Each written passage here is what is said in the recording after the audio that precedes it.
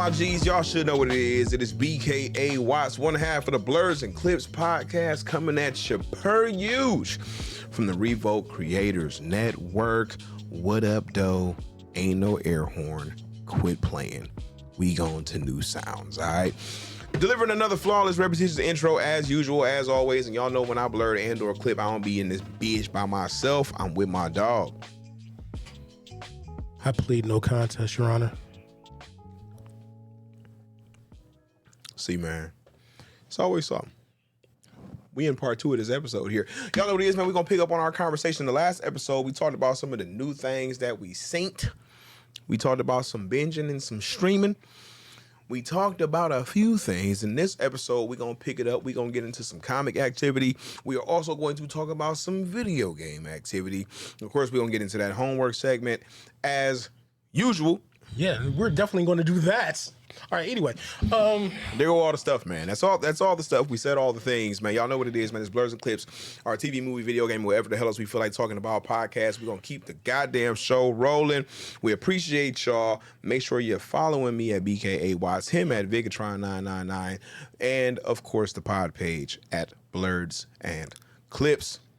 Let's keep cooking. Yeah, don't mistake my yawning for boredom, because it's just late. You niggas don't know our lives. It's just late. That's all. So, and we own. So I was thinking, for the people and for you, even though I already know the answer. The people. Fuck the people. But no.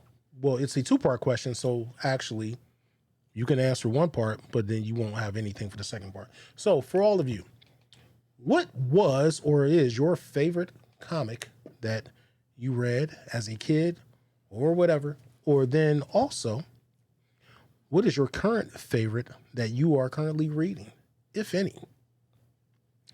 So that being said, I mean, I'll just start it off to kick it off and give you some time to think. So actually, my favorite, and you know what's funny? I don't think I have it exactly a favorite. So there was a time in the 80s, late 80s, early 90s, that I was reading like 5 different Spider-Man comics at one time.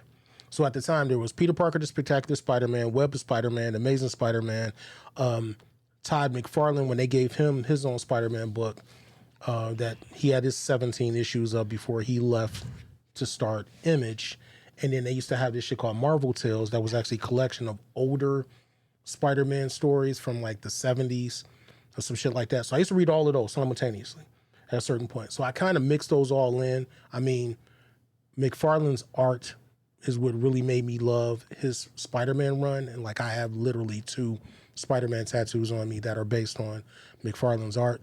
But I would say overall, my favorite was definitely reading Spider-Man books. And at a certain point, I started reading multiple X-Men books as well. So I have not officially read comics on a regular in the last 20 years. Like 2005 was when I stopped. Not for any particular reason. It was just hard for me to keep up.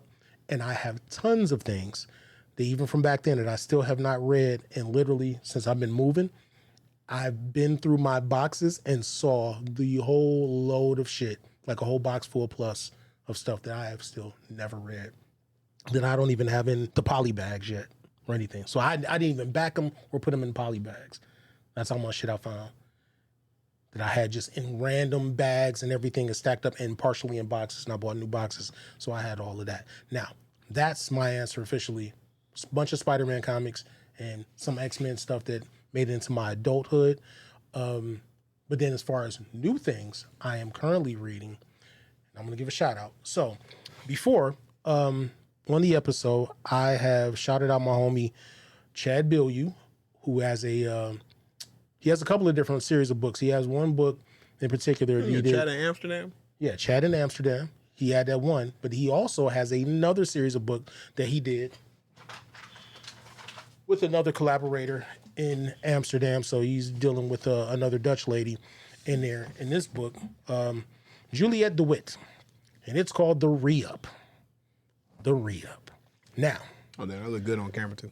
Yeah, it did. Now, the thing about The Re-Up is Chad basically telling the tales of his life during the time when he was going to Georgetown and selling weed. Oh. That's what this is about. Where it's going? And it's dope because of the fact that out of That is dope. well, yeah, that is dope. But like I said, Chad's a fucking master for storyteller. So like he's telling real stories that he remembers from this period of time. I mean, by all means, you can check that shit out. But Please. yeah, this is literally Chad was going to Georgetown in the late '90s, early 2000s at some point, and he was selling weed to students, whether they would be like somebody that was like either a dancer, like a ballerina, somebody who was on the orchestra, all kinds of shit. So he's selling to white kids, black kids, and all his exploits of doing that, and also having to juggle his life around the idea of not always talking to his moms and keeping up with the family. And like he had a grandmother that they'd be trying to call him, but he'd always be busy because he was always running around either trying to work at the school, because he worked at the school simultaneously, trying to study, and this nigga selling weed. And I mean, who the fuck else is doing that and making and chronicling a fucking comic book in regard to his stories of this shit? And it is fucking excellent. By all means, if you do end up Googling Chad in Amsterdam, because that'll also lead you to the books of the re-up, but Chad Bilyeu, Bilyu, he's got a Creole in his family.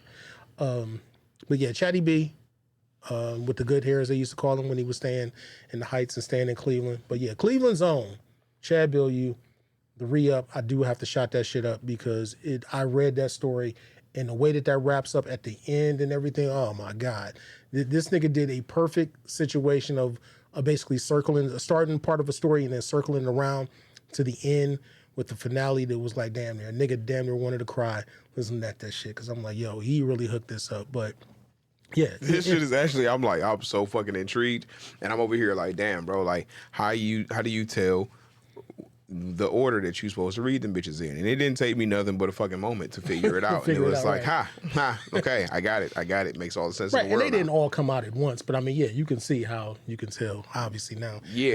No, this shit is very fucking dope, bro. A nigga gonna have to tap in and see what this about one time. If I can trust you, I will leave them here. You just can't fuck them up, obviously, even though I can replace them technically. But that's one thing. I understand. My collection be safe, bro. I don't think I've ever given you anything that was like book related. So that's the only reason why I was being iffy. But that's why it's all about the shelves, brother. Okay. It's all about the shelves. Yeah, I'm gonna let you check them out. And you know what I'm saying? They high. So in the event that water ever gets into this motherfucker, you know what I'm saying? The valuable shit is typically the fuck off the ground. But yeah, no, I'm gonna have to tap in for sure. These are dope. These are dope. What else you got? So I have read those. So technically, I have been reading those. And I also read, like I said, we mentioned Chad in Amsterdam. He actually has a hardback edition of all the collection of like the 6 or 7 books that he had originally for Chad in Amsterdam.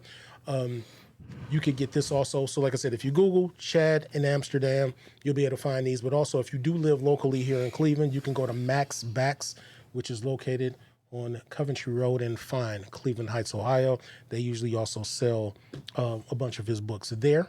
That's actually where I actually purchased these. When he came back to visit home, I bought some of the stuff from Max Backs, and I actually bought some of the stuff off of him where he actually had to ship it internationally, coming from Amsterdam, in order to get it. Now, when I went to Fan Expo, and as I was walking out, then it's always the black folks that gotta fucking get you with the black folks shit.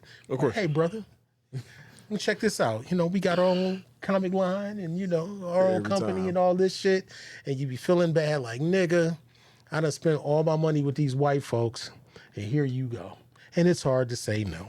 So, this particular book, created by Alonzo Starr, Acolyte. Now, I have not read this. I feel like I've heard of this, though. They might have been there before. You might have seen them. But, I mean, again, I don't think I bought anything off of them. So, I bought Acolyte off of the group. This was Lonzo. I ended up speaking to Lonzo because this is his book in particular. There was a couple other ones that were there. So, they were all intertwined, but they had their individual books. So, I just copped them because he caught me first. There was another one that I was interested in, but this particular volume actually contains, I guess, the first 6 issues of Acolyte. And their company is called Concrete Studios, and that's Konkret, Concrete Studios. And again, it's all black creators, and they have a bunch of different superhero books that they've all, done their own art and writing on. And I do plan on, well, I already supported monetarily, and you can go through their website also to get other things. So hopefully I do like this, and I'll try to fuck with the other ones. But I did have to support Black folks. So this is Black Comics, Black folks in comics, because we are Blerds in clips. You feel me? Again, and recapping again, I'm going to ask him again, what comics were your favorites from when you were a kid, and what are you currently reading, if anything? BK Watts.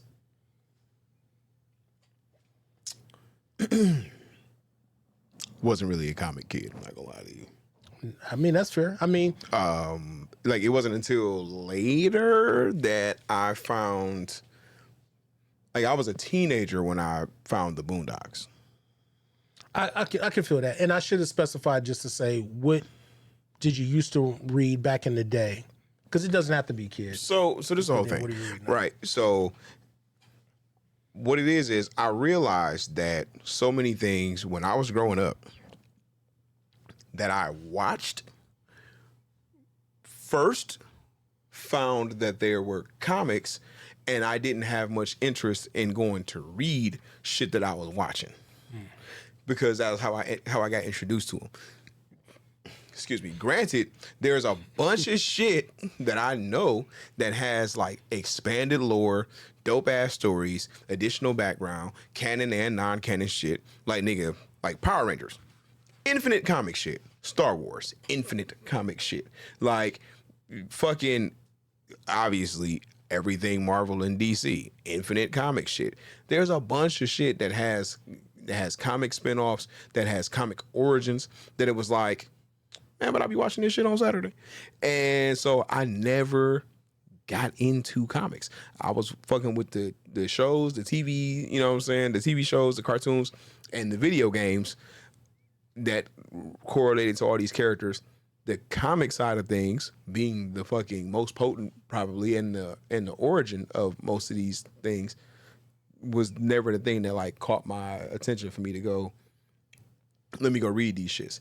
Granted, I liked the art, so I would see certain shit, and I would find myself flipping through, looking at the art more than I actually would be like reading or paying attention to them, which is why this question puts me in a space of being like, damn, nigga never really read too much of shit. Well, I know why, but I was going to let you cook, and I thought of something generationally that explains why, but go ahead. For sure. So like joints that I eventually found I don't even have an explanation or an understanding why, but there are a few joints, not even a few, there are two very specific comics in particular, like comic joints that I have read everything for. And that is the Boondocks, because I found a treasury, the treasury that had all the Boondock shit. There was two of them. And the first one was called A Right to Be Hostile. And that was the Boondocks treasury with everything in there up to that point. From black and white shit into color, introducing the characters. It was a very, very different tone.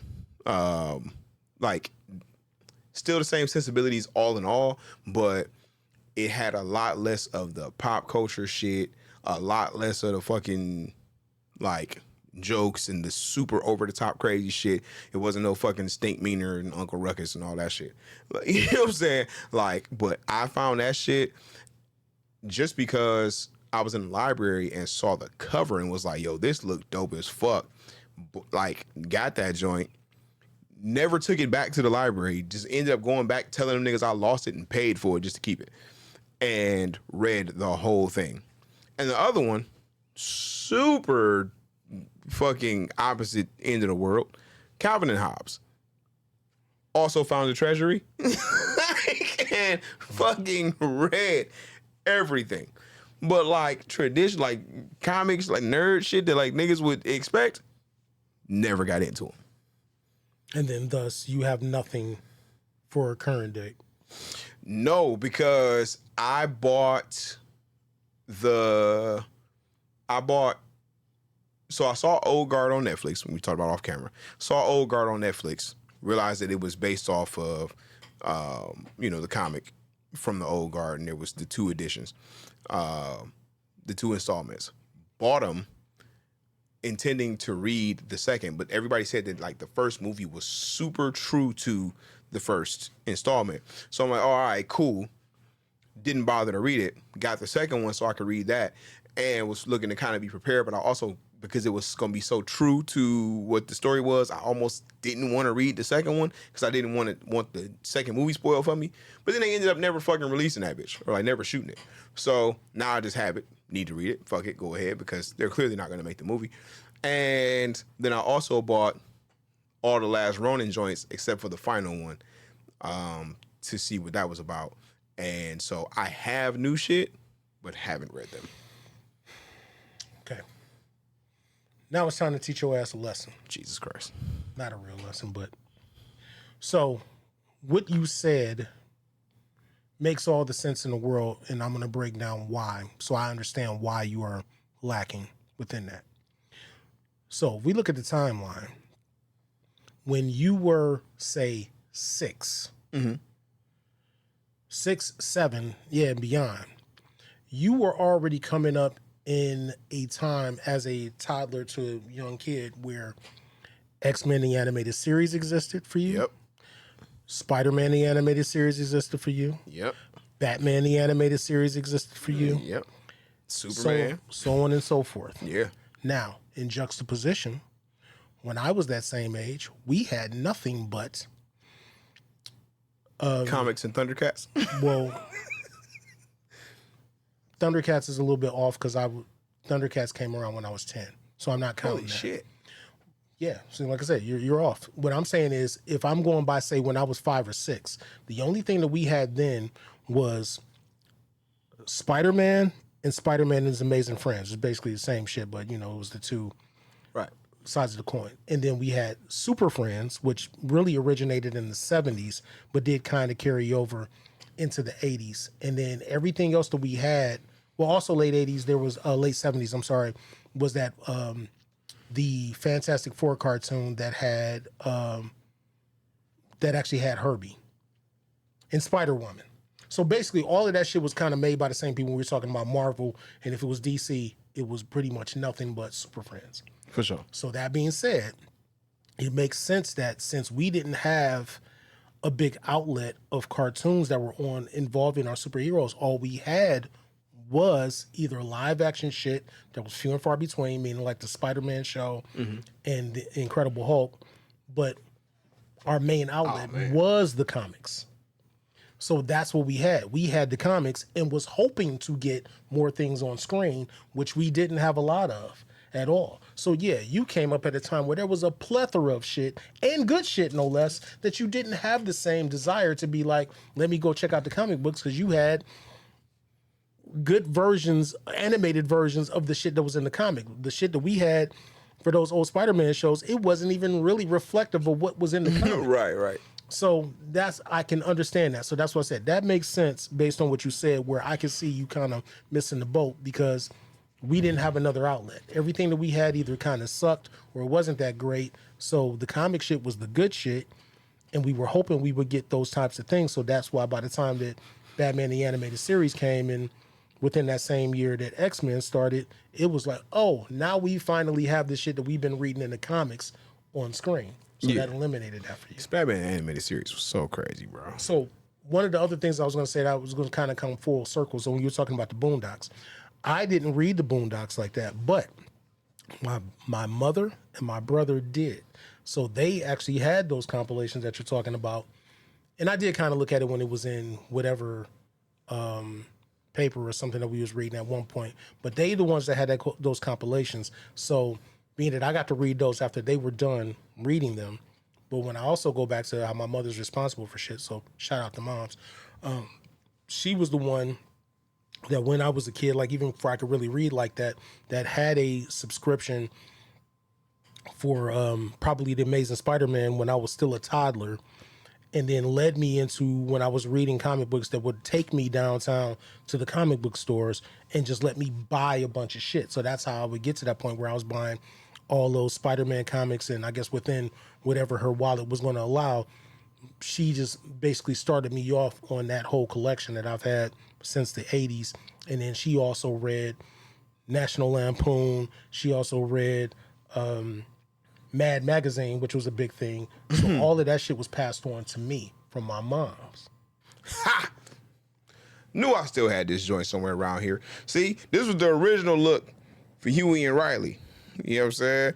Y'all also used to them, goddamn, being glossy Cartoon Network animated cartoons. Right, the less political version. Right. You know what I'm saying? But Granddad still had that belt though, for sure. You know what I'm saying? From all the way back here in the day. So when I seen this in the library, I'm like, yo, what the fuck is this? So I have had this since I was a fucking teenager. And I got it from Cleveland Heights Library. So, you know what I'm saying? For those of y'all who are not familiar, Blerds and Clips is shot right here in beautiful Cleveland, Ohio. Where in 1986, we had a fucking balloon disaster that almost goddamn killed everybody.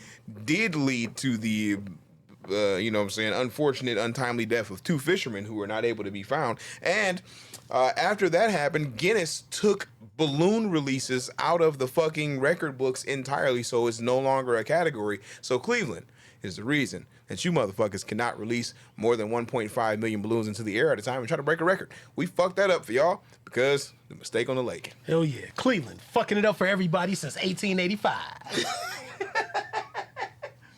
Or whenever we were founded. Anyway, I'm sure it's near there. Yeah, somewhere around there. Hey, nigga, the mistake on the lake. Nigga, we've been in these streets, fucking it up. So yeah, I passed you Chad in Amsterdam too, since I already have the separate issues. So it's okay. So yeah, read that shit too. Like I said, if you want to see some funny stories about a nigga living in Amsterdam, especially that's a big crux of it. A nigga living in Amsterdam dealing with Dutch folks. Shit's fucking hilarious. Yeah, nah, bro. Nigga definitely about to tap in. I gotta start doing something other than looking at niggas' podcasts and clicking and whatnot. You know what I'm saying?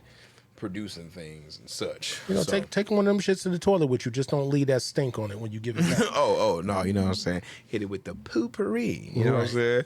All right, babe, what we got next? You know what? I will just touch on quickly about a couple of things that had been watching as of late, with not that much wrap up on. So, like I said, since one of the last times we had an episode, I did not binge, but I went and watched all fucking 5 seasons of Boardwalk Empire. And it's funny, ironically, another show that has 5 seasons is The Wire. Hey, y'all. So anyway, I watched all 50-something episodes of Boardwalk Empire. How many episodes of The Wire is it? It's got to be at least 10 per season. And I think a couple maybe have like 12. So it's somewhere in the area, let's say 60. Okay. So, because that was like the same thing with Boardwalk Empire. I think it was like 50-something, but not quite 60. That's a work week, nigga. All right, I'm going to get it in. Yeah, and like I said, I watched only like an episode or so per day, or like maybe 2 episodes per day. That's how I made it through. So, starring Steve Buscemi, playing Nucky Thompson, who is actually kind of a fictional version of another Thompson. I think he had a different first name, but it's based on a real character that actually, or I should say real person, that was a treasurer in Atlantic City, New Jersey, back during, before the Great Depression, and dealing with bootlegging was really about the big crux of it. So basically, Steve Buscemi playing Nucky Thompson, he's the treasurer of the city, but he's also involved in a couple of illegal aspects as far as like bootlegging everything, because this is when Prohibition hit. Michael Shannon plays one of the federal agents that's trying to shut down Prohibition.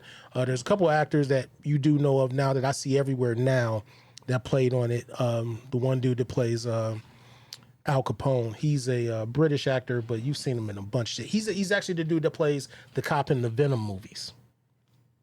If you vaguely remember, especially like in the second movie, the cop that was really chasing him at the end that ended up getting one of the symbiotes on him. But that dude. Yeah, I can't put his face back together in my mind. But anyway, Michael K. Williams shows up in him. Like I said, There's a few other faces that I definitely recognize after a while, but it's actually a pretty good show. It's not as good as The Wire. Nobody really talks about it in the same way as like Sopranos or anything like that. But I mean, for typical HBO stock, it was pretty good. So I mean, I made it all the way through that. That's one thing. And then on top of that, recently, I also did catch up on Invincible. Not really much to say about that. Shit, why not, nigga? I think this might have been the best season. Okay, well, put a pin in that then. I did watch the first episode of Alex Cross. I ain't really in love with it. I can't. When I hear Alex Cross, I can't help but think of Tyler Perry and then not want to watch it. Tyler Perry fucking it up for everybody since 1990, whatever. Facts. So anyway, nigga almost ruined the new Star Treks, no less. So on top of that, also, I have started watching, and this is another one of my one episode per meal shit when I can. I've started watching Modern Family. Modern Family is great. Right, but again, motherfuckers talk about that shit, and I'm just like, whatever. And I said, fuck it.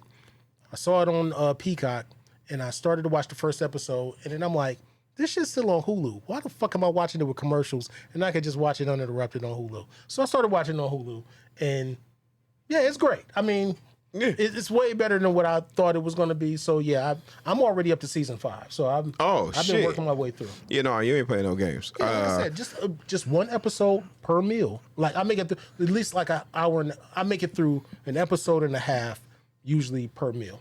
It's a page on the gram, and a very significant portion of their videos, and I feel like I may have sent at least one to you, but I know you haven't been able to catch up lately. But a significant portion of their videos is miscellaneous category smash or pass list. Yeah, well, no, I've watched that dude. Okay, so yeah, like currently he's been doing like the WNBA shit. Yeah. So he did like TV sitcom moms recently, and I was watching that when I'm laughing hard as fuck because he had Sophia on there, and I'm like, yeah, bro, Sophia is low key like top 3, nigga. Like she's got to be, bro. Probably. Yeah. Probably. It's like I think it's low key, Sophia, Angie, George Lopez, and Peg Bundy.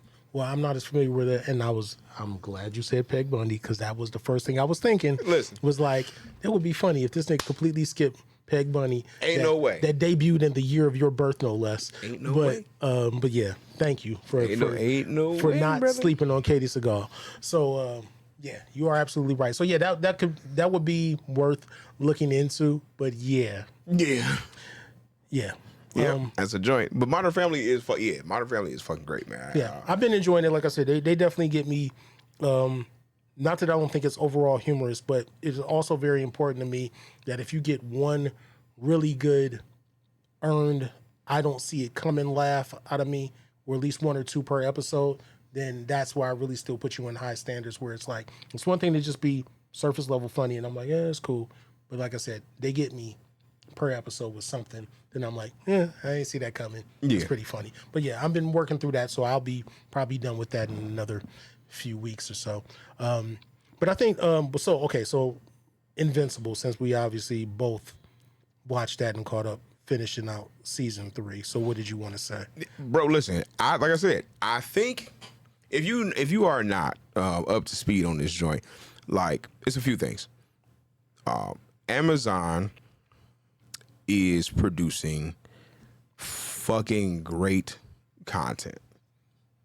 They're not producing as much shit, or at least advertising as much shit as like a Netflix with so many fucking originals by comparison. But the shit that they do have the big push behind that I've seen has been solid. The Boys is the fucking shit, and so is Invincible. And I think this might be the best season. I didn't really think season 2 was that great.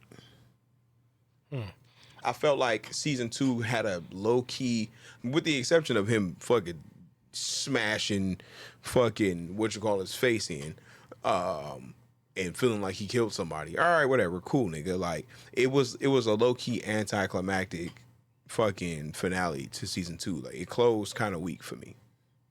Oh, you talking about Angstrom? Yeah, Angstrom. Right. Okay.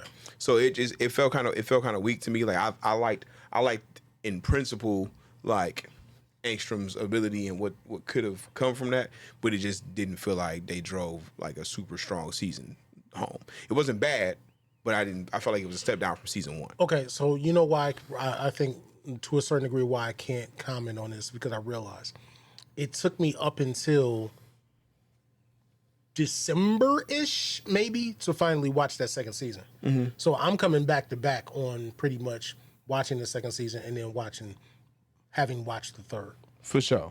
So it wasn't like I didn't wait that break like everybody else had to, because I just went back to back. So I think I understand what you're saying, but I mean, it's all on par for me. So I don't really have a... No, because that's the thing that makes the experience for people who watch shit as it comes out different for niggas who binge it. And I realize that. That's a whole nother thing.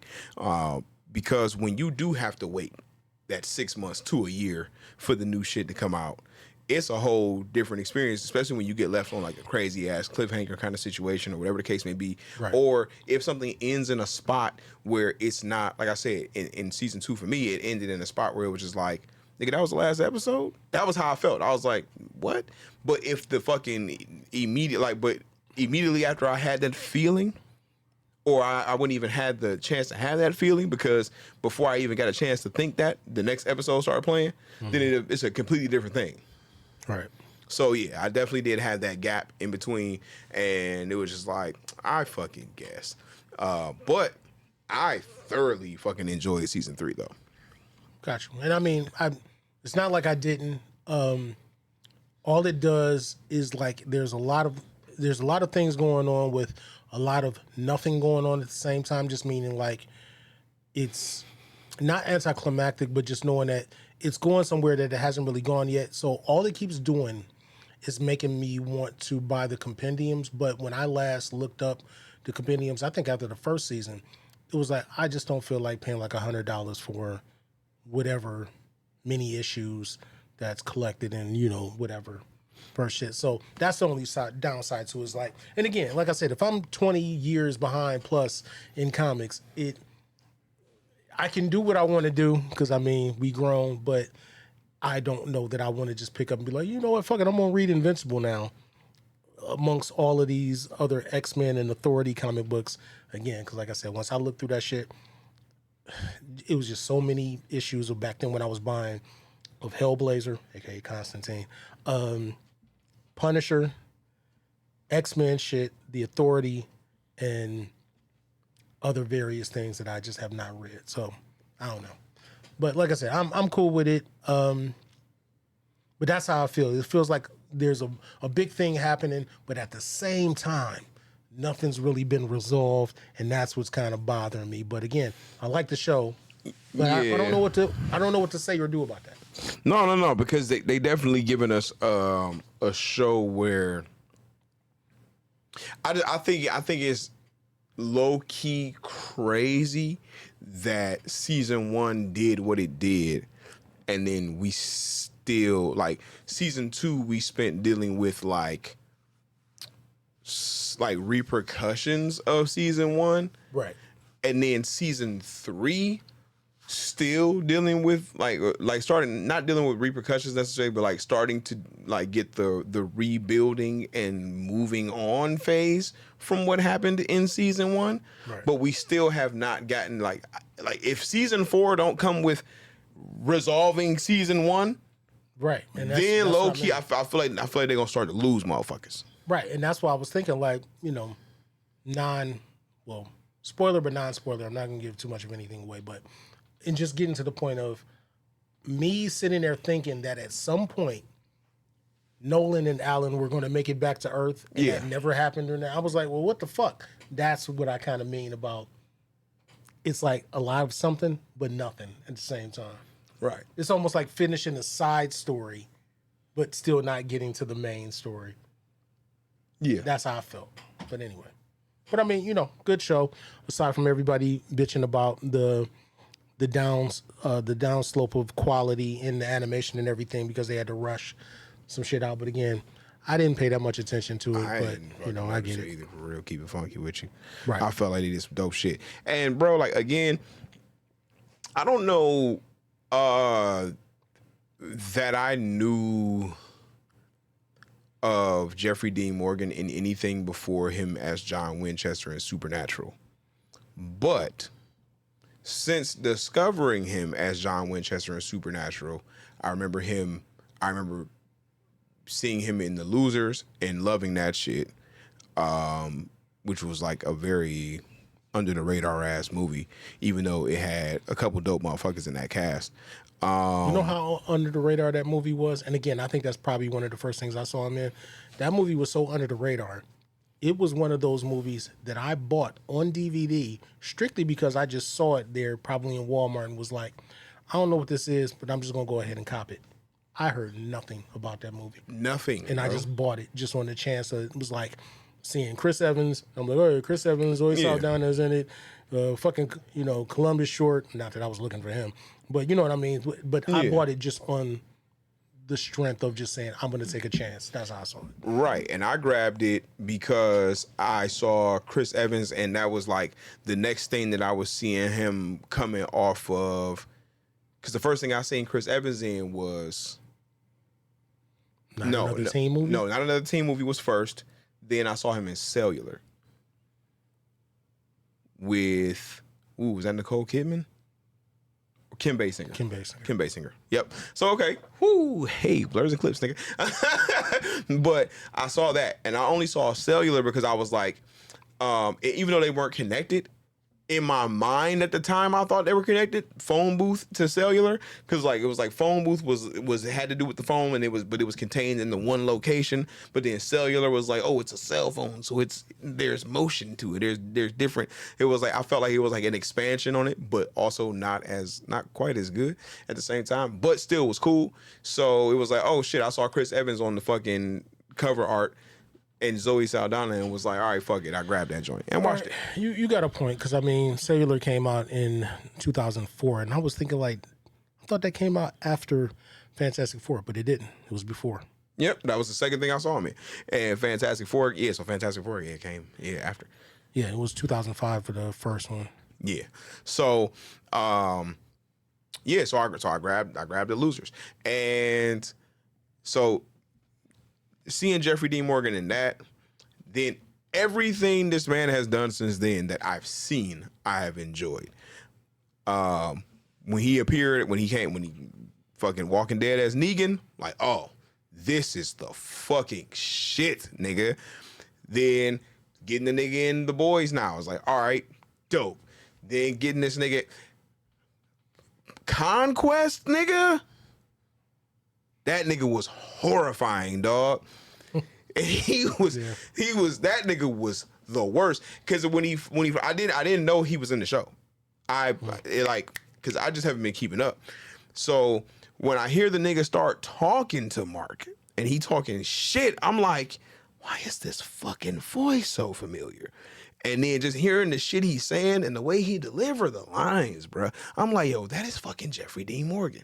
And then I'm like, bruh, they have to keep this nigga around somehow, because that shit was fantastic, bro. Like, I feel like the voice cast for Invincible is fucking impeccable, bro. Right, but I mean, you know, Like, I really like. I don't know who Cecil is, in real life, but yeah, you do. Walton Goggins. Oh, okay, shit, for sure. Definitely know Steven Yeun, of course. Jeffrey Dean Morgan, fucking. J.K. Simmons. J.K. Simmons. There we go. Jesus Christ. J.K. Simmons. Seth Rogen.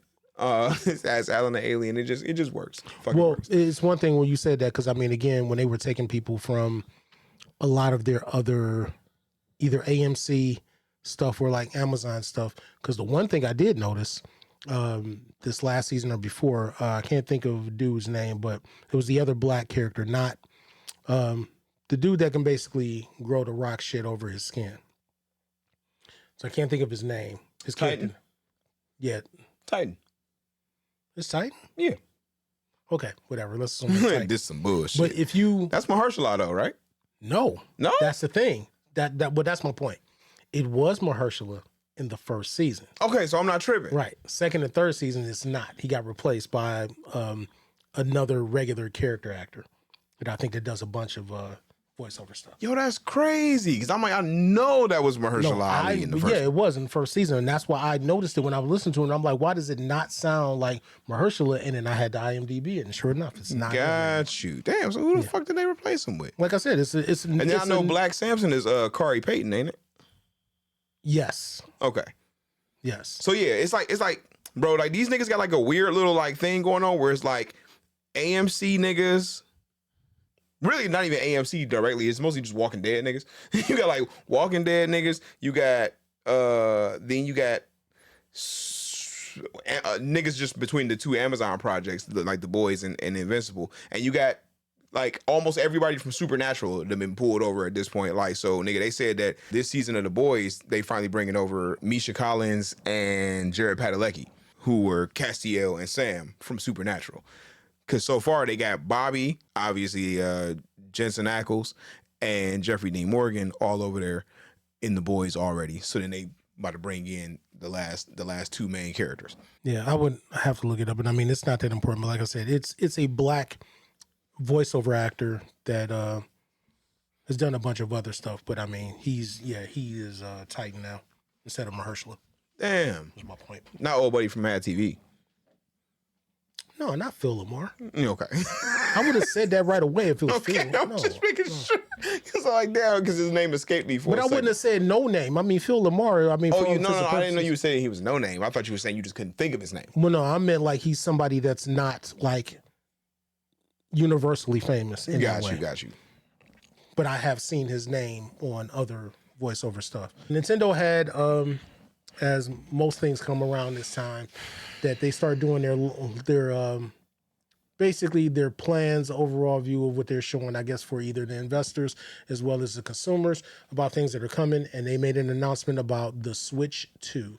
The Switch 2. Now, I don't own a Switch, so therefore, Switch 2. In fact, I have not owned a Nintendo system since 1996 when I had my Nintendo 64. So that's neither here nor there. Not anti-Nintendo, just they have not had anything that made me want to buy a system from them in quite some time. Because everything else that I do love comes out on other systems. Anyway, that being said, with the announcement of the Switch 2, they basically said that it's basically going to be $450 fucking dollars. Yeah.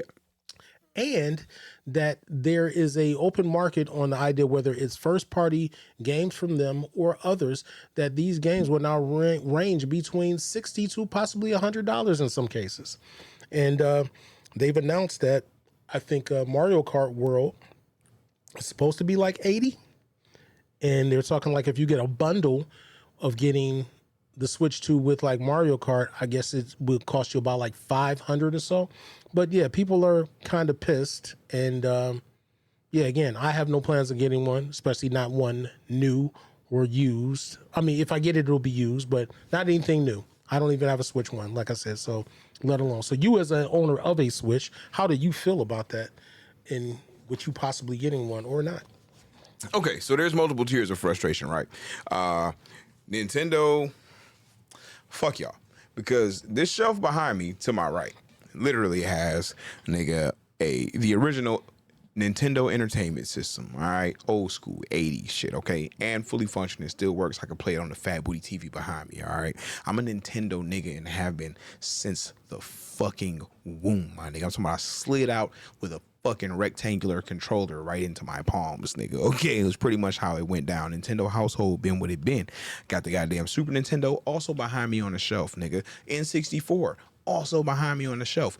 Big ass Zelda treasury with every piece of art ever included in any of the games behind me on a fucking shelf, nigga. I'm talking about mad cartridges over here, okay? I have literally damn near given myself an asthma attack blasting air into y'all cartridges trying to get a game to fucking play because I needed to beat that next level, okay? And you were wasting your time.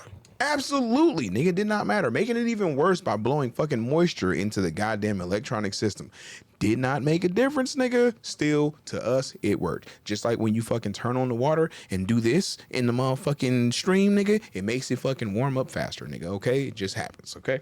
I don't know. But also have the fucking GameCube. Also have Game Boy, nigga. Also have a goddamn DS, nigga, and fucking so on and so forth. I have been Nintendo forever, and I eventually bought a Switch. It took me a long ass time, but I only bought a Switch for the sake of being able to play the new Zelda, because nigga said it was the greatest shit that ever happened. And it was. All right. But I started out with a Switch Lite. Thought it was all right. Cool. Couldn't hook that bitch up to the TV. Realized you need to have the actual fucking Switch, which was cool because it had a bigger screen. Kosher. But it had its fucking setbacks.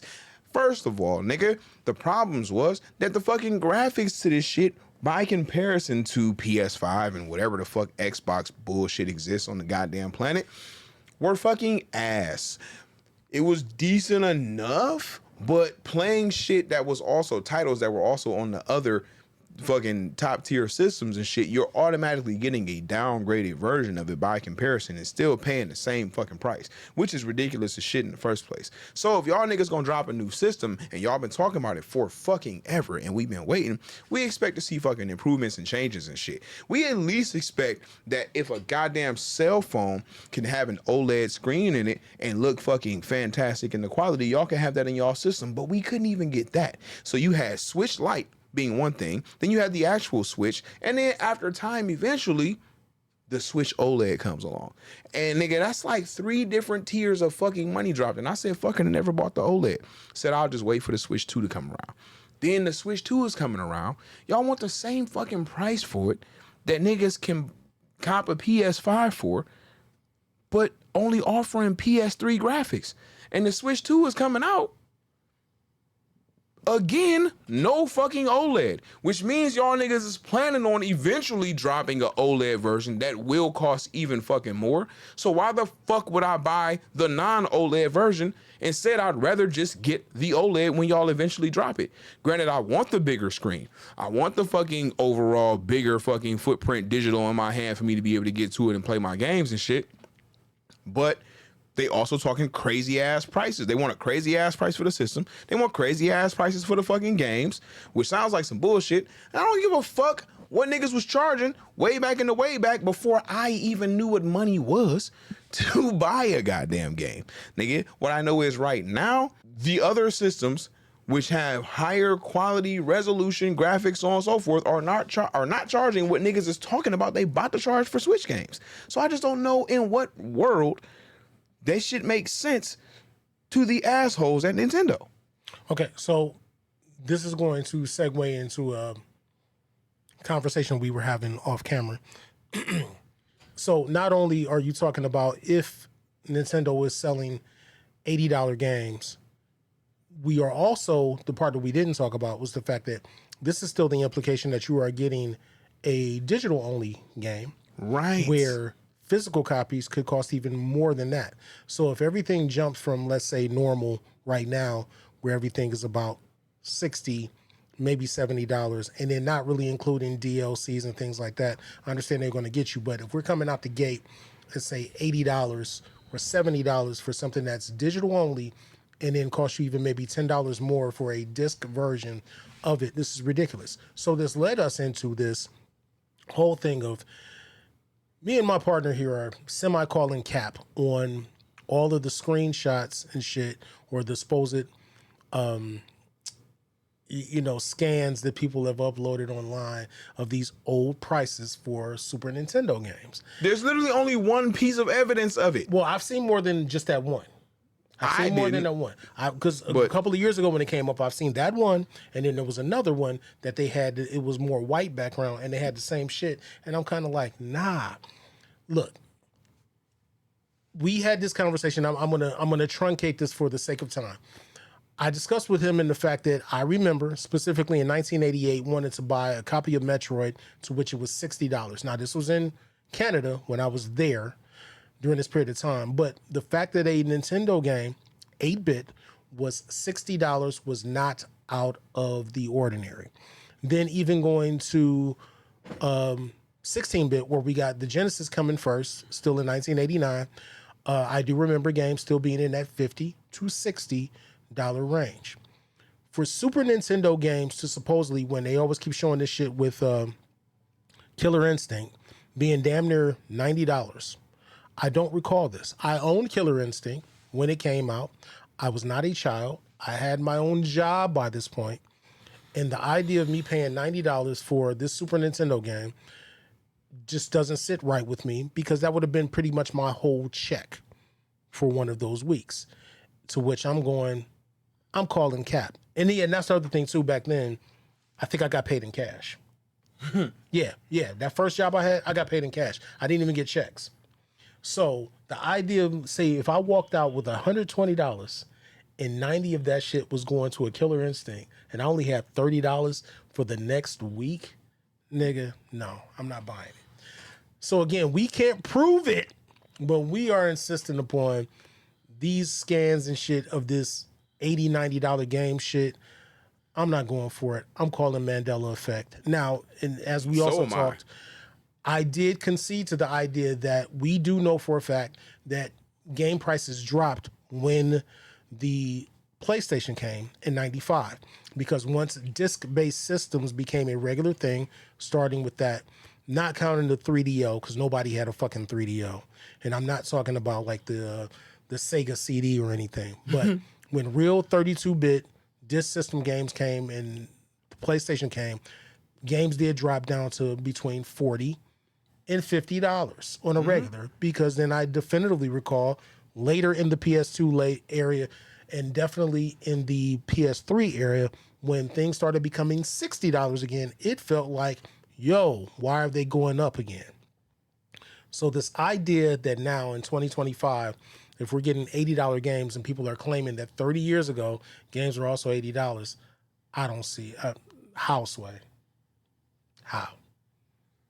So let us know if you recall there being a point where you had to pay $70 to $90 for any of your Super Nintendo games, Genesis games, or any of this back in the early 90s. Do you recall this being a real thing, or are you calling cap like we do? Let us know down below. Below me. Below me. Below me. Nigga. See? Some bullshit. That's what they call a callback. All right. Yeah. You got anything else on this Switch shit and this price gouging shit? No, bro. I don't know. Like, the only thing I'm not gonna lie to you. The only thing that's gonna get me to buy this shit is if they drop the new Zelda, nigga. I'm telling you, like, well, you know they probably will. And I mean, again, you know, if it's going to be worth it, and again, and I'm not even saying that if you do pay $400, $500, that you're not necessarily going to get your money's worth out of it. Because even still, like when the rumors abound of talking about like, yeah, you know, because of this, it's going to affect the entire industry, and saying like, yeah, Grand Theft Auto 6 come out and they're going to charge $100. As much as I would like to be like, that's some bullshit, I can't tell you.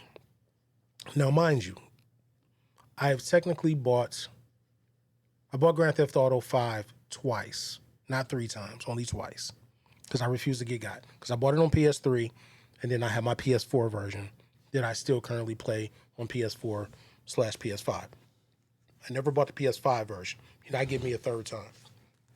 With that being said, for the $60 that I paid twice over the course of the last 12 years, I have gotten more than my money's worth out of that. So I'm not going to say that that's the worst thing in the world, but I am not condoning that shit, Nintendo or Sony or any of you motherfuckers trying to go up to $100. I'm not condoning it, because if you go up to $100, you better quit with that DLC shit, and the whole fucking game I want better the whole be motherfucking thing, disc. nigga, out the gate, nigga. But Right. but that's the bullshit though, because nigga, when that became like quiet industry standard, nigga, like that's like, since then it's like it don't matter, bro. Like, so niggas is gonna keep on testing the theory.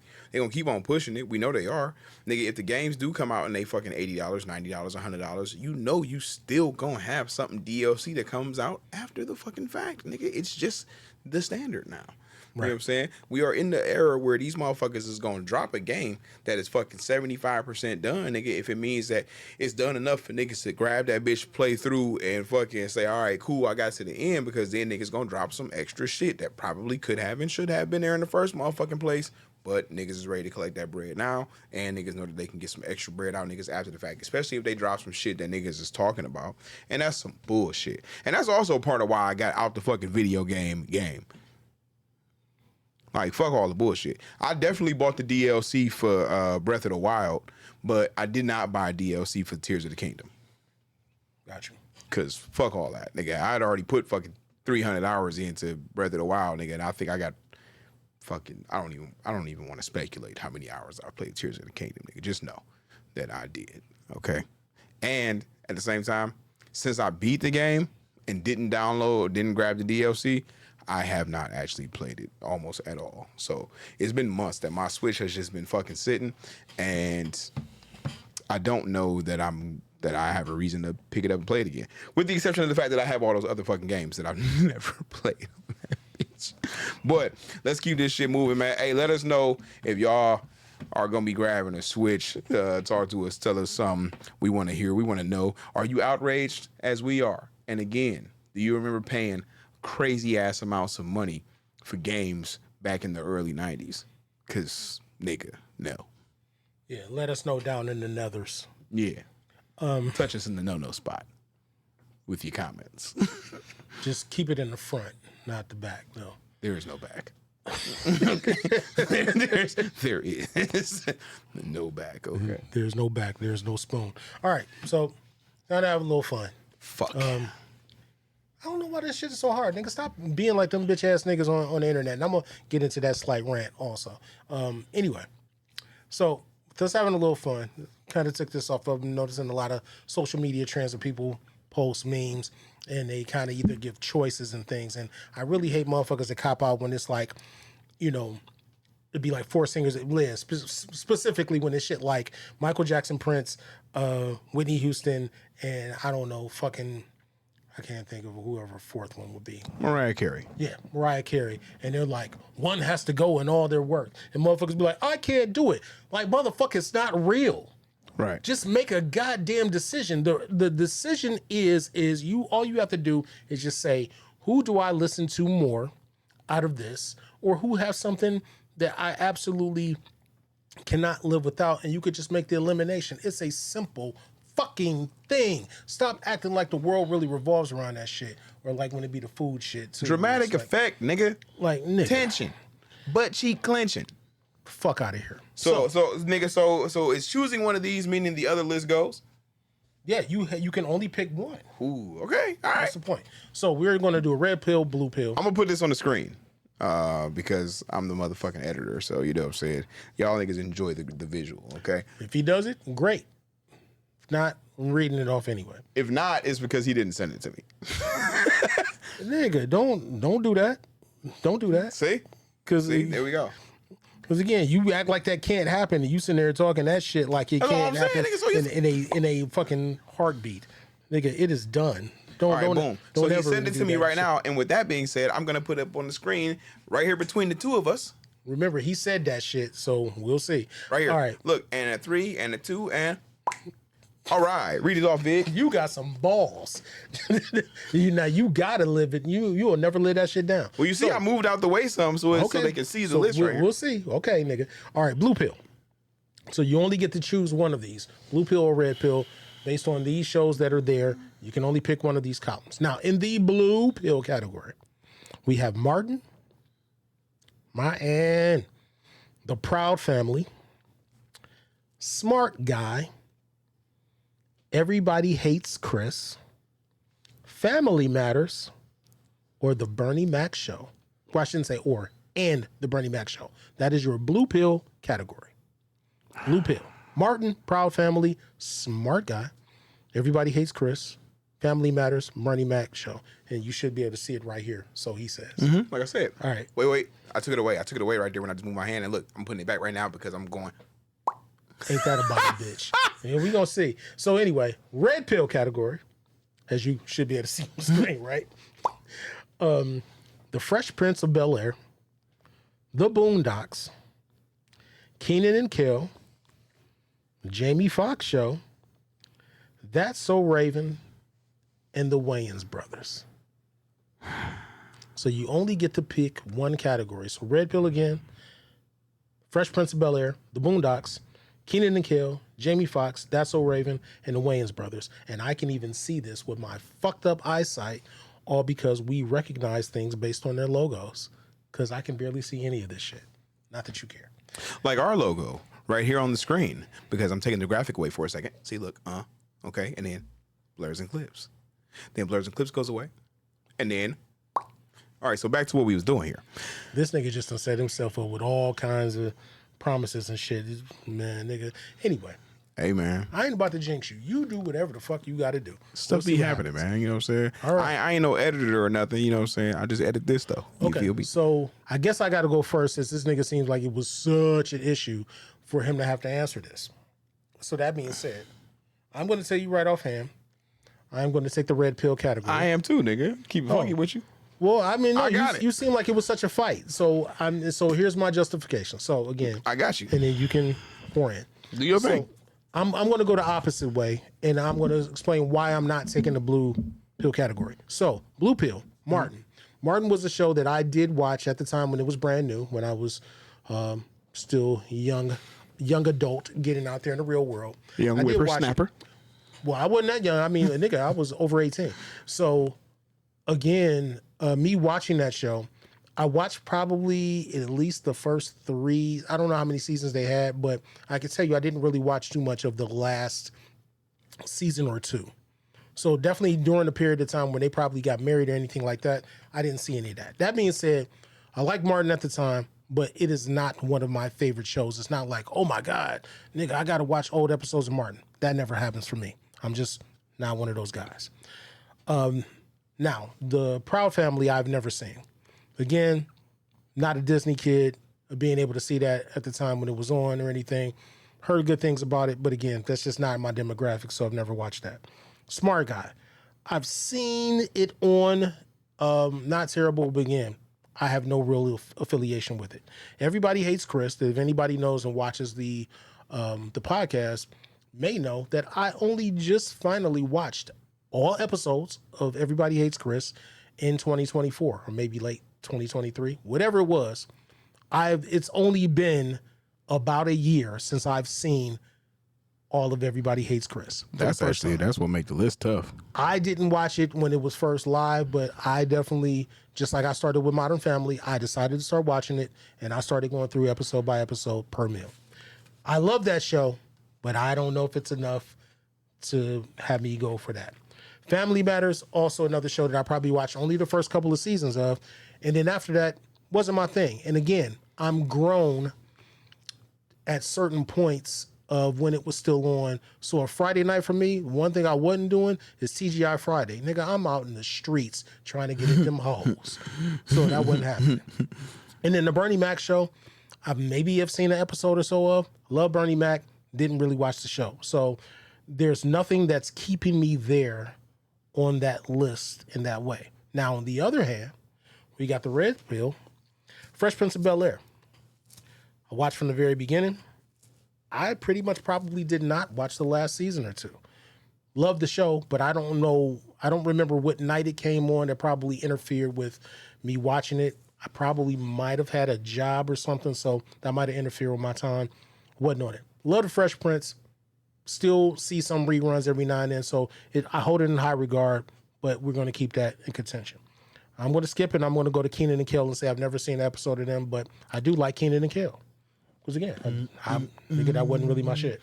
I wasn't around. I don't think I've ever watched an episode of Jamie Foxx show. I like Jamie Foxx. Never watched the show, so I'm not tripping on that. That's So Raven. Never watched that, but I'm not going to, you know what? I'm not about to sexualize young Raven. And I'm just going to keep moving on and not get canceled. The Wayans Brothers, I did watch from the very beginning when it first premiered in 1995. I remember watching that first episode when it was when the WB premiered, and it was the Wayans Brothers, Parenthood, Unhappily Ever After, and the fourth show I believe was Muscle. that had the chick that we know, that y'all know now that she played on BMF, light skinned lady that Oh, never watched it. oh, I thought you might have. I can't think of what she's been on recently. She was actually on like one of the last seasons of I think she was on the last season of Atlanta. She was the chick that played Ern's aunt that was like beefing with them about some shit. Anyway, if I show her to you, you'll know who I'm talking about. For sure. She was fine as fuck back in 1995. She had a nice ass body. She was on that show. I remember her from back then. She also was on. She played a nerdy chick on Fresh Prince, episode of the Fresh Prince too. Oh, okay. So I think you probably know who I'm talking about. So anyway, her. But anyway, Oh, yeah, the one who tried to buy Will, basically. I think so. So I watched that from the very beginning. When they opened up and they was playing fucking the instrumental of Electric Relaxations, I'm like, nigga. And that's like arguably my favorite. That other intro was trash. Right. And I understand like licensing is a bitch, but nigga, as much as I love Tribe Called Quest, and that's my favorite Tribe Called Quest song, and the fact that that was the theme when they first started out, I'm like, yo, and I faithfully watched that. And I had a third shift job too, so I actually had to get up early before I had to leave to go to work to watch all that shit, or sometimes I would tape it and watch it later. But anyway, that being said, the main crux of this is the Boondocks. I cannot live without or imagine a world without at least the first 2 seasons of the Boondocks. I'm even gonna say third. First 3 seasons of the Boondocks, there is nothing replacing that shit, especially not what's on these lists here. So I'm gonna go with that because I do love Fresh Prince, but the Boondocks wins out over everything else. There is nothing that I'm gonna replace with that. So for me, it's an easy pick. Watts. So I literally looked at this shit side by side. So you know what I'm saying? When I'm looking at the two, I'm like, all right, Martin versus Fresh Prince. For me. Proud Family versus Boondocks, this is not even a fucking question. Right. You know what I'm saying? Give me the Boondocks. Smart Guy versus Keenan and Kel, I actually have fond memories of Smart Guy. You know what I'm saying?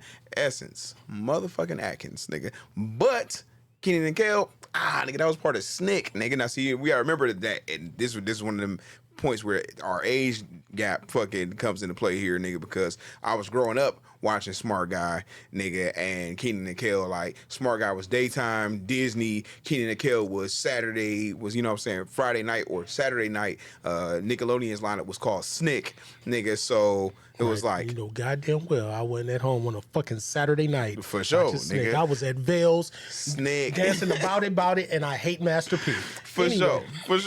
So, nigga, I'm looking at, nigga, Snick, nigga, you know what I'm saying, Saturday night Nickelodeon, nigga, watching all that, Keenan and Kel, Amanda Show, fucking, and then, of course, Are You Afraid of the Dark, nigga, being like one of a nigga's young introductions into fucking horror and shit. So, like, nigga, the Saturday night Nickelodeon lineup was untouchable, nigga. Oh, small sidebar. You know, ironically, though, I did watch, like, the first couple of seasons of all that on a regular. Oh, for sure. I mean, then you would have been introduced to, you know what I'm saying, who Keenan and Kel were. But to say, I just didn't watch Keenan and Kel's show, but Oh, yeah, for sure. I definitively watched all that. But yeah, like, nigga, I mean, shit, like, bro, that shit had a nigga drinking orange soda, which I still, like, probably still a nigga favorite soda to this day, nigga, you know what I'm saying, it's orange soda. And also, nigga, the Coolio intro theme, nigga. Theme songs used to be the fucking truth back in the fucking 90s and shit, nigga. Like, come on, bruh. Nigga, getting, like, Proud Family, they had Destiny's Child on the theme, my nigga. That's fire. You know what I'm saying? Keenan and Kel having Coolio. I mean, nigga, going from fucking Gangsta's Paradise to goddamn, you know what I'm saying? Goddamn Keenan and Kel's theme was crazy. TLC doing motherfucking all that was like, nigga, like that's, nigga, theme songs used to be lit back in the day, you know what I'm saying? But Jamie Foxx show, I fucked with Jamie Foxx show, but it wasn't like, nigga, this was like the greatest shit in the world or whatever. But it was cool, you know what I'm saying? We got fancy, we got Braxton out of that and shit. Some good jokes, moments. All right, cool, whatever. But by comparison to Everybody Hates Chris, give me Everybody Hates Chris for sure. This is the bottom three is the part that made it hard for me because nigga, even though I'm like, oh boom, Fresh Prince, that's a win. Boondocks, that's a win. Keenan and Kel, I'm like, Then it low key it washed out because nigga, I'm taking Everybody Hates Chris over Jamie Foxx. Definitely taking Family Matters over That's So Raven. And I'm probably also taking the Wayans. I watched the Wayans brothers more than I watched the Bernie Mac show, even though I fuck with Bernie Mac super heavy. Right. You know what I'm saying? I would never watch either of the Wayans on stage over Bernie Mac on stage. But when it came to the show, I watched the Wayans more than I watched the Bernie Mac show. I feel like it was too much. I feel like it was within the comedy. It still ultimately was too many heartfelt lessons and shit.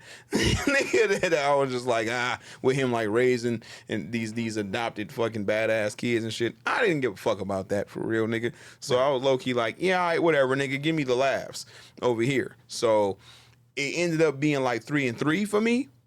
But with it being a 3-3 tie, it really came down to, all right, nigga, what are the top two on each of these lists for me? And it's Everybody Hates Chris and Boondocks. And I ultimately still got to roll with the Boondocks. But nigga, that shit is still, I mean, like, because that shit is so pivotal. But I fucking love Everybody Hates Chris, though. Yeah. Those are really the two that make it tough for me. Is either losing Boondocks or losing Everybody Hates Chris. But like also though, being at that younger age, like nigga during like the fucking sensation of Urkel, nigga, it was like that's also a tough pick too.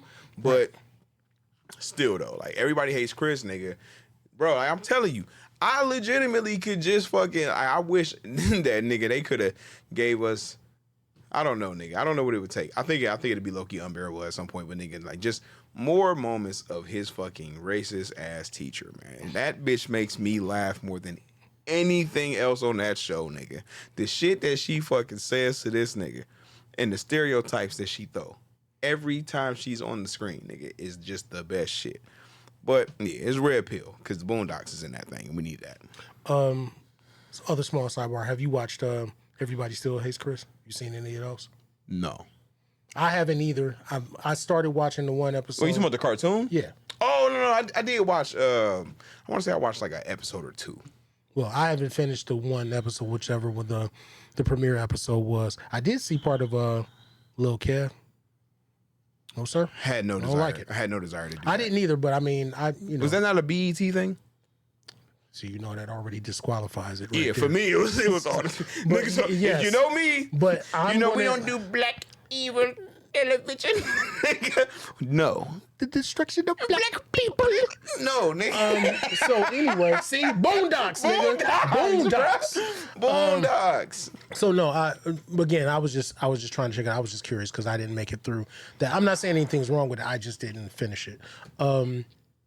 There was something that I was going to say in regard to that. Everybody hates Chris.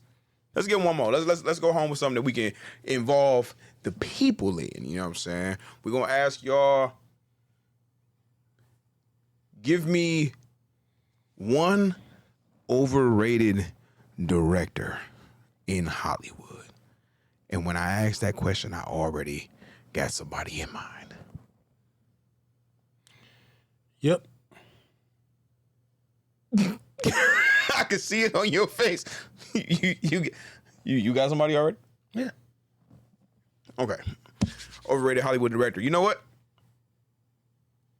I feel like I'm thinking what you thinking. Probably. Nigga, okay. Audience, people, down in the comments below. Drop who you think is an overrated director in the comments. I'm about to see if I'm on the same wavelength with my dog, all right? Vig, in 3, 2, 1, we just gonna fucking call it out, my nigga. And see. 3, 2, 1. Christopher Nolan. This is my nigga. Fuck it. Couldn't help it, nigga. I couldn't help it. Now, first of all, in all reality, it's not like we haven't talked about this before on past episodes. We mentioned it. I don't think we made a big deal out of it, but we did. We are on record for talking about Yes. Nolan being overrated. You know what? Yeah, you're right though. That's why we thought of the same shit. Because I mean, again, this isn't new for us. Right. But we again, ain't new to this. right. We true to this, nigga. So yes, somebody down in the comments, man, just tell us who you got as overrated. And listen, I'm not trying to look. For the sake of engagement, I'm gonna argue with y'all if y'all really want to argue about it. But realistically speaking, you're not about to tell me that this man is not overrated, bro. Okay, now listen, don't get me wrong. Batman Begins, it was all right. We was out here. Dark Knight, fuego. Rises, ass. Interstellar, y'all niggas overdid it.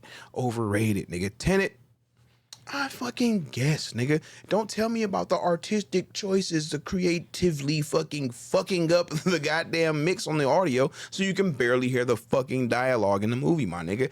I'm not trying to hear that shit. Don't get me wrong, nigga. I ain't seen 1917 because I'm really just at a point where, nigga, I'm low-key tired of y'all niggas. But neither did I. I didn't see Tenet either, and I didn't see Oppenheimer. But I'm just tired of niggas chugging this man's shaft like he is the fucking greatest thing to happen to cinema. well, again, if you go back still, then also just kind of rounding out his filmography. I mean, Memento, great. I guess I only saw it once, but then also Inception. Inception was pretty good, but again, for the amount of chugging y'all do. That's all I'm saying, man. The chugging is crazy, man. The chugging is crazy. Like he genuinely just makes good movies.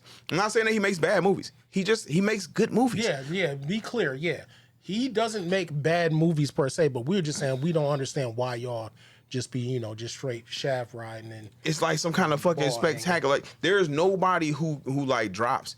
There's not another director on the planet right now that when they say they're making a movie, the whole fucking industry be just in waves and shit like, oh, what is the new Nolan movie gonna be about? Nigga, it's gonna be a movie. Like, well, and it's the same thing. Just like when they tried to compare him, he only had that comparison of how Spielberg used to be in the 80s, where it was like, oh, a new Spielberg movie is coming, or 80s or 90s. And everybody was anticipating, and it's kind of the same thing. You're anticipating that, but he doesn't do the same as Spielberg. yeah, no, nigga, I've never felt that same type of fucking magic, nigga. The first time that a nigga seeing a motherfucking dinosaur. Fuck that. Does not exist, my nigga. And Spielberg's had a lot of super mid shit also that people don't really bring up, but yeah, at the same time, when he's had shit that hits, it really hits. But like I said, it can arguably be about the same for Nolan to a degree, but not as much. And again, I just don't get it. Like I said, he's good. I can think of one person in particular, if they see this episode or this clip, they're you really gonna lose their fucking mind. Hey. But I don't give a fuck. I mean, Hey, but whatever, you know what I'm saying? Y'all tell us who you think is fucking overrated out here in these streets. Or I will also accept an overrated movie. You know what I'm saying? Let us know what y'all think. Give us your overrated picks for directors and or movies in the goddamn comments. And otherwise, that is going to wrap it up for another one of them things. You know what it is, man. It's Blerds and Clips, your TV, movie, video game, and whatever the hell else we feel like talking about podcast. Coming at you as always by way of Pro3ENT and the Revolt Creators Network, where we out here in these streets. And by in these streets, we in the Bando basement. Y'all know what it is, man. Follow the pod at Blerds and Clips and make sure you follow the gang. Of course, I am available everywhere at BKA Watts. put your goddamn shoes on and pull up your pants.